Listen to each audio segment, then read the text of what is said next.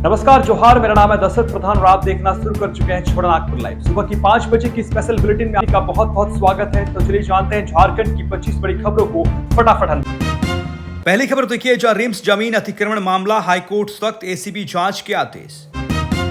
Jharkhand high court ने RIMS की जमीन पर अतिक्रमण और अवैध निर्माण के मामले को गंभीर मानते हुए सख्त रुख अपनाया है। अदालत ने इस पूरे प्रकरण की जांच एंटी करप्शन ब्यूरो यानी कि एसीबी से कराने का निर्देश दिया है। साथ ही इसमें शामिल दोषी अधिकारियों, संस्थानों और बिल्डरों की भूमिका की गहन जांच के आदेश दिए गए हैं। मुख्य न्यायाधीश त्रिलोक सिंह चौहान और न्यायाधीश सुजीत नारायण की खंडपीठ ने जनहित याचिकाओं पर सुनवाई करते हुए ये आदेश पारित किया है। अदालत ने कहा है कि रिम्स के लिए अधिकृत जमीन की अवैध खरीद फरोख्त, गलत तरीके से नक्शा पास कराने और बैंकों द्वारा फ्लैटों पर लोन देने की प्रक्रिया की भी जांच होनी चाहिए।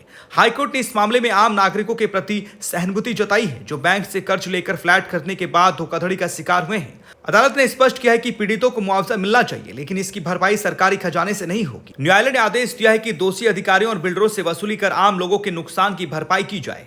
मामले की अगली सुनवाई 6 जनवरी को होगी। अगली खबर देखिए, झारखंड के इतिहास को हिंदी में नई पहचान, पलामू किले का रहस्य का विमोचन।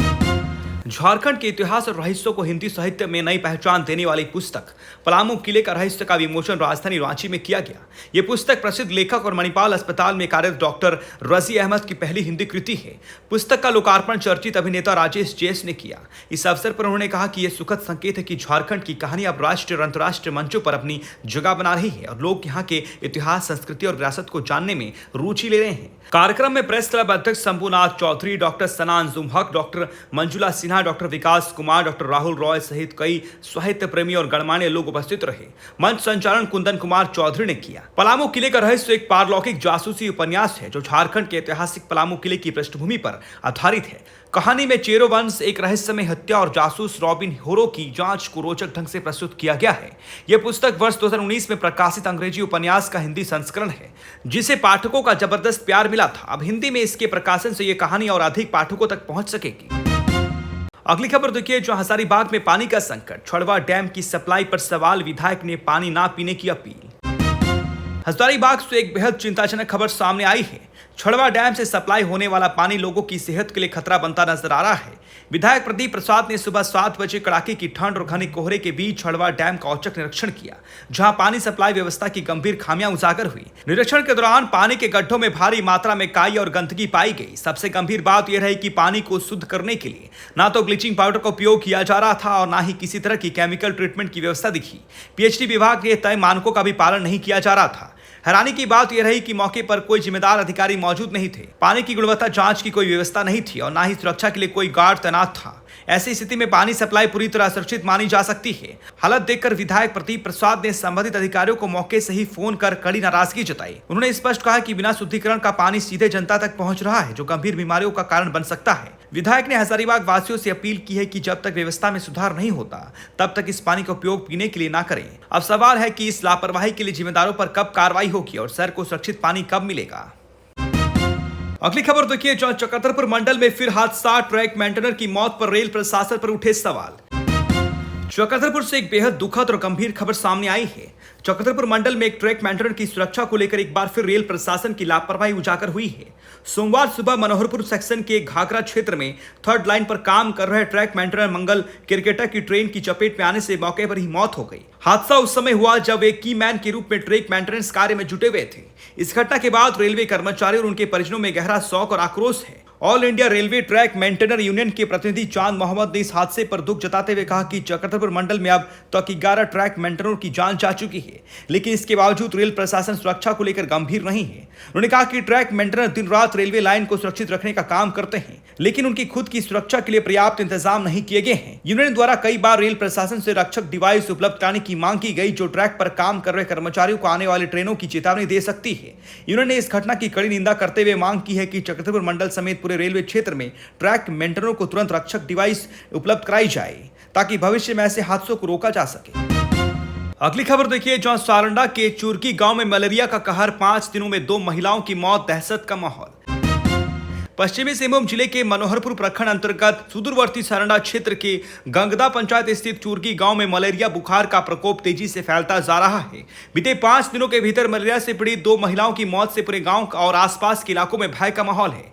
मिली जानकारी के अनुसार 15 दिसंबर को 28 वर्षीय जुबानी लागूरी की मलेरिया बुखार से मौत हुई थी। इसके बाद 21 दिसंबर को 35 वर्षीय तूरी चैंपियन ने इलाज के दौरान दम तोड़ दिया। दोनों महिलाओं का अंतिम संस्कार रविवार को गांव में किया गया। इसकी जानकारी क्रिस्टोन फाउंडेशन के प्रमुख एवं समाज सेवी इंदा चामुदा ने दी। उन्होंने बताया कि गांव में आधा दर्जन से अधिक लोग मलेरिया से संक्रमित हैं। हालत को देखते हुए 3 बच्चों को 108 एम्बुलेंस की मदद से सामुदायिक स्वास्थ्य केंद्र मनोहरपुर भेजा गया है। अस्पताल में भर्ती बच्चों में 4 वर्षीय सिंगा हेम्ब्रम, 13 वर्षीय सुनील लागूरी और 4 वर्षीय लारू लागूरी शामिल है। सभी का इलाज डॉक्टरों की निगरानी में चल रहा है। ग्रामीणों का कहना है कि क्षेत्र में मच्छरों का प्रकोप लगातार बढ़ रहा है, लेकिन अब तक कोई स्थायी व्यवस्था नहीं की गई है। लोगों ने स्वास्थ्य विभाग से गांव में तत्काल जांच शिविर लगाने, दवाइयों का वितरण करने और मलेरिया नियंत्रण के लिए ठोस कदम उठाने की मांग की है। अगली खबर देखिए, जहां 4th ग्रेड नियुक्ति को लेकर पलामू के अभ्यर्थियों का रांची में प्रदर्शन, परीक्षा की मांग पर अड़े छात्र। पलामू में 4th वर्गीय कर्मचारी नियुक्ति को लेकर परीक्षा कराने की मांग अब आंदोलन का रूप ले चुकी है। चयन प्रक्रिया को लेकर बनी अनिश्चितता से नाराज पलामू के अभ्यर्थियों ने राजधानी रांची में प्रदर्शन किया और सरकार से स्पष्ट निर्णय की मांग की। छात्रों का कहना है कि परीक्षा आयोजित नहीं होने के कारण हजारों युवाओं का भविष्य अधर में लटका हुआ है। इस मांग को लेकर वे पहले भी कई बार मुख्यमंत्री हेमंत सोरेन, वित्त मंत्री राधाकृष्ण किशोर, मुख्य सचिव अविनाश कुमार और नगर विकास मंत्री संदीप सोनू से मुलाकात कर चुके हैं, लेकिन अब तक कोई ठोस फैसला सामने नहीं आया है। इसी कड़ी में आज पलामू के करीब 30 अभ्यर्थी रांची पहुंचे और मुख्यमंत्री आवास व विधानसभा अध्यक्ष के आवास के पास एकत्रित होकर अपनी मांगों को रखा। छात्रों ने साफ कहा कि वे सीधी नियुक्ति के पक्ष में नहीं हैं, बल्कि चाहते हैं कि चयन प्रक्रिया पूरी तरह परीक्षा आधारित, पारदर्शी और सभी को समान अवसर देने वाली हो। अभ्यर्थियों ने मुख्यमंत्री से शीघ्र हस्तक्षेप की अपील करते हुए पलामू 4th वर्गीय पदों के लिए परीक्षा कराने का स्पष्ट निर्देश जारी करने की मांग की है। छात्रों ने चेतावनी दी है कि जब तक इस मुद्दे पर सकारात्मक निर्णय नहीं लिया जाता, तब तक वे रांची में डटे रहेंगे। अगली खबर देखिए, जहां गिरिडीह में दर्दनाक सड़क हादसा, 2 युवकों की मौत, परिजनों के चित्कार से माहौल गम की। गिरिडीह से एक दर्दनाक सड़क हादसे की खबर सामने आई है। देवरी थाना क्षेत्र के चतरू इलाके में शनिवार देर रात हुई सड़क दुर्घटना में 2 लोगों की मौत हो गई। हादसे के बाद इलाके में मातम पसर गया और परिजनों के रोने बिलखने से माहौल गमगीन हो उठा। मृतकों की पहचान कांटे दिघी गांव निवासी 35 वर्षीय मिथिलेश कुमार रॉय और गादी दिघी गांव के मचलाटी निवासी 55 वर्षीय राजकुमार रॉय के रूप में हुई है। बताया जा रहा है कि मिथिलेश बाइक से जा रहा था, जबकि राजकुमार रॉय पैदल सड़क पार कर रहे थे। इसी दौरान चतरो हटिया मोड़ के पास दोनों किसी दुर्घटना का शिकार हो गए। स्थानीय लोगों के अनुसार दोनों गंभीर हालत में सड़क किनारे पड़े मिले। सूचना मिलने पर परिजन मौके पर पहुंचे और तुरंत उन्हें इलाज के लिए अस्पताल ले जाया गया, लेकिन डॉक्टरों ने जांच के बाद दोनों को मृत घोषित कर दिया। इस खबर के बाद परिजनों में कोहराम मच गया। घटना की जानकारी मिलते ही देवरी थाना क्षेत्र के सब इंस्पेक्टर राम पुकार सिंह पुलिस बल के साथ मौके पर पहुंचे और मामले की जांच शुरू की। फिलहाल दुर्घटना के कारणों का स्पष्ट पता नहीं चल सका है। पुलिस आसपास लगे संभावित कारणों और प्रत्यक्षदर्शियों से पूछताछ कर रही है। अगली खबर देखिए, जो हजारीबाग से सरकारी स्वास्थ्य व्यवस्था को शर्मसार करने वाली तस्वीर सामने आई है। केराडेरी प्रखंड स्थित सामुदायिक स्वास्थ्य केंद्र में एक महिला का ऑपरेशन मोबाइल टॉर्च की रोशनी में किए जाने का मामला सामने आया है। जिस इलाके का कोयला पूरे देश को रोशनी देता है, वहीं एक सरकारी अस्पताल खुद अंधेरे में इलाज करने को मजबूर नजर आया। घटना उस वक्त हुई जब परिवार नियोजन ऑपरेशन के दौरान अचानक बिजली गुल हो गई। बिजली जाते ही ऑपरेशन थिएटर में अंधेरा छा गया और डॉक्टरों ने मोबाइल की टॉर्च लाकर ऑपरेशन जारी रखा। इस पूरे घटनाक्रम का वीडियो सोशल मीडिया पर वायरल हो रहा है, जिसने स्वास्थ्य विभाग की तैयारियों पर गंभीर सवाल खड़े कर दिए हैं। स्थानीय लोगों का कहना है कि अस्पताल में बिजली, जनरेटर और अन्य जरूरी सुविधाओं की कमी लंबे समय से बनी हुई है। आपात हालत से निपटने के लिए कोई पुख्ता व्यवस्था नहीं है, जिससे मरीजों की जान जोखिम में पड़ती है। मामले ने राजनीतिक रंग भी ले चुकी है। झारखंड के पूर्व मुख्यमंत्री बाबूलाल मरांडी ने इस घटना को गंभीर बताते हुए राज्य के स्वास्थ्य मंत्री से जवाब मांगा है और व्यवस्था की आलोचना की है। वहीं चिकित्सा प्रभारी डॉक्टर नसीफ अंजुम ने वीडियो को पुराना बताते हुए लापरवाही के आरोपों से इनकार किया है। हालांकि सवाल अब भी कायम है कि बुनियादी सुविधाओं के अभाव में ऐसे संवेदनशील ऑपरेशन कैसे किए जा रहे हैं और इसकी जिम्मेदारी कौन लेगा। अगली खबर देखिए, जो टेंडर घोटाले में आरोपी आलमगीर आलम की जमानत पर सुप्रीम कोर्ट ने 20 मार्च तक सुनवाई टाली। झारखंड सरकार के पूर्व मंत्री और टेंडर घोटाले में करोड़ों रुपए की मनी लॉन्ड्रिंग की आरोपी आलमगीर आलम की जमानत याचिका पर सुप्रीम कोर्ट में सुनवाई हुई। सुनवाई के दौरान शीर्ष अदालत ने परिवर्तन निदेशालय यानी ईडी और आलमगीर आलम की ओर से पेश अधिवक्ताओं की दलीलों को सुना। सुनवाई के दौरान दोनों पक्षों ने अपने अपने तर्क पेश किए। ईडी ने मनी लॉन्ड्रिंग और आरोपों की गंभीरता को रेखांकित करते हुए जमानत न देने की अपील की, जबकि आलमगीर आलम के पक्ष में जमानत देने की मांग की और याचिका के समर्थन में तर्क प्रस्तुत किए गए। बहस के बाद सुप्रीम कोर्ट ने इस मामले में कोई अंतिम आदेश जारी नहीं किया और जमानत याचिका लंबित रखी।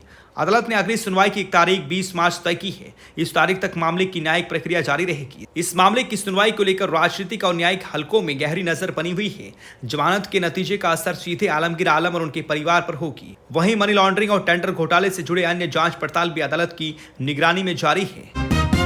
अगली खबर देखिए, जो झारखंड में छात्रवृत्ति भुगतान को लेकर डिजिटल आंदोलन का ऐलान किया गया है। छात्रवृत्ति भुगतान में लगातार हो रही देरी के खिलाफ झारखंड लोकतांत्रिक क्रांतिकारी मोर्चा ने डिजिटल स्तर पर अभियान तेज करने का निर्णय लिया है। इसके तहत 24 दिसंबर 2025 यानी बुधवार को सुबह 7 बजे से सोशल मीडिया प्लेटफॉर्म एक्स पर रिलीज स्कॉलरशिप हैशटैग अभियान शुरू होगा। संगठन का लक्ष्य इसे नंबर 1 ट्रेंड बनाना है। संगठन का कहना है कि सरकार की लापरवाही के कारण राज्य के लाखों छात्र पढ़ाई से वंचित हो रहे हैं।